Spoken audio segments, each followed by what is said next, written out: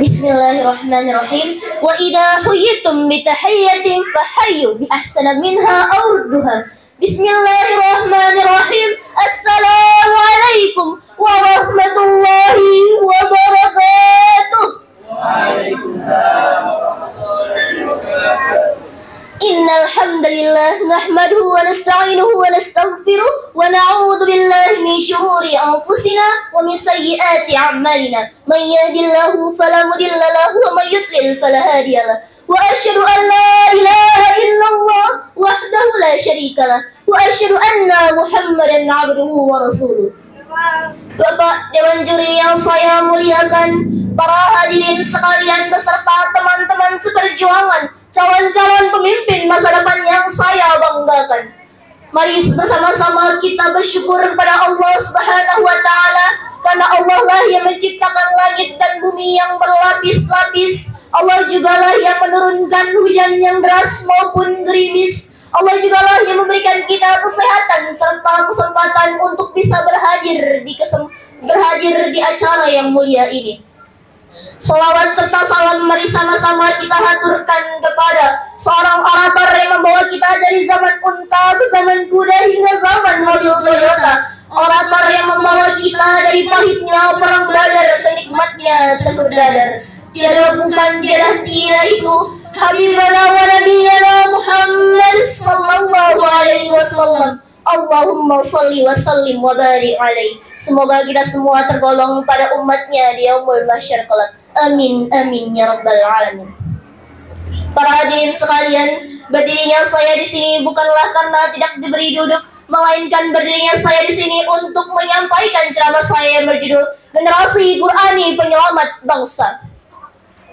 Hadirin rahimakumullah, para pujangga pernah mengatakan, jadilah seperti bunga di ujung jurang, indah dipandang mata namun sulit dipetik orang. Bung Karno juga pernah mengatakan, beri saya 10 pemuda maka akan saya hancurkan dunia. Hadirin, itu adalah harapan-harapan kepada generasi muda untuk bisa meneruskan dakwah agama dan juga syiarnya Allah Subhanahu wa Ta'ala. Namun yang menjadi permasalahannya sekarang ialah anak mudanya. Banyak sekali anak muda yang sudah terlena dengan dunia yang fata morgana. Agama dipinggirkan, sholat ditinggalkan, hingga Al-Quran pun hanya menjadi sebuah pajangan. Teknologi layar mampu membius manusia untuk selalu tunduk pada layar dan mengabaikan hal-hal yang lain. Jika ini terus-terusan terjadi, maka ia akan kehilangan banyak hal yang berharga di dalam hidupnya, seperti rasa kebersamaan, rasa kekeluargaan, dan juga hangatnya interaksi sosial di tengah masyarakat.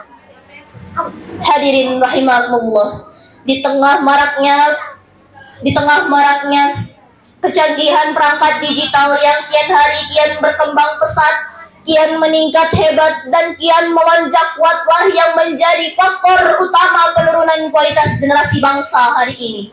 Perbedaan dan keragaman menjadi sumber perpecahan di mana-mana. Saling menghujat, saling menghina, bahkan tawuran antar kelompok pelajar dan mahasiswa, sampai-sampai timbul pelecehan dan pembulian simbol-simbol negara. Bahkan pergaulan bebas dan pacaran pun sudah menjadi tren bagi generasi muda saat ini. Betul hadirin? Betul. Belum lagi masalah narkoba yang menjadi momok utama bagi penerus kualitas generasi bangsa. Apabila kita artikan narkoba ialah narkotika dan obat-obatan berbahaya.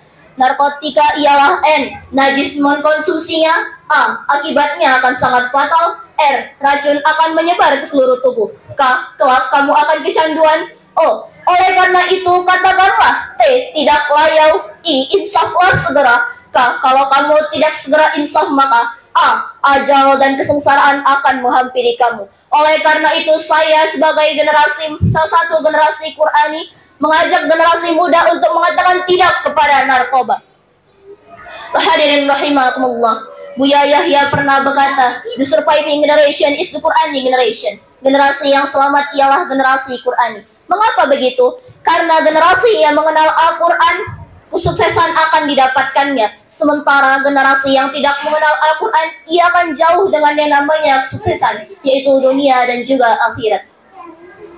Hadirin, seperti yang kita ketahui bahwa generasi Qur'ani ialah generasi yang meyakini kebenaran isi Al-Quran, membaca, menghafal, dan juga memahami dengan baik dan benar kandungan isi Al-Quran. Hadirin rahimakumullah. Jadi, bagaimana caranya kita sebagai anak muda bisa menjadi pemuda-pemudi Al-Quran?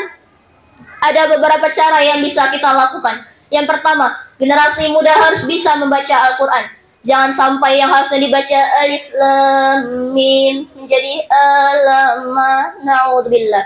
Yang kedua, akidahnya harus berpedoman kepada Al-Quran. Banyak sekali anak muda sekarang ketika putus cinta, galaunya bukan main. Bahkan sampai-sampai menghalalkan segala cara hanya untuk cintanya. Seperti mahabbah cinta, penyalahgunaan ilmu, dan melanggar syariat agama. Yang ketiga, generasi muda harus memiliki akhlak yang berpedoman kepada Al-Quran. Jadi, anak muda ini tidak hanya sebagai regenerasi saja, tetapi anak muda adalah penerus sampai akhir zaman nanti. Zaman yang dinamis bukan sebagai alasan untuk kita menyerah, tetapi zaman yang dinamis adalah alasan untuk semangat dan bangkit dalam mendalami Al-Quran dengan tepat dan bijak. Allah telah melukiskan dalam Quran surah An-Nisa ayat 9 berikut ini. A'udzu billahi minasy syaithanir rajim. Bismillahirrahmanirrahim. Wal yakhshal ladzina law taraku min khalfihim dzurriyyatan dhi'afan khafu 'alaihim فَلْيَتَّقُوا اللَّهَ وَلْيَقُولُوا قَوْلًا سَدِيدًا. Dan hendaklah takut kepada Allah orang-orang yang sekiranya meninggalkan di belakang mereka keturunan yang lemah, yang mereka khawatir akan kesejahteraannya. Maka oleh sebab itu, hendaklah mereka bertakwa kepada Allah dan hendaklah mereka bertutur kata dengan benar. Quran surah An-Nisa ayat 9. Maha benar Allah dalam segala firman-firman-Nya.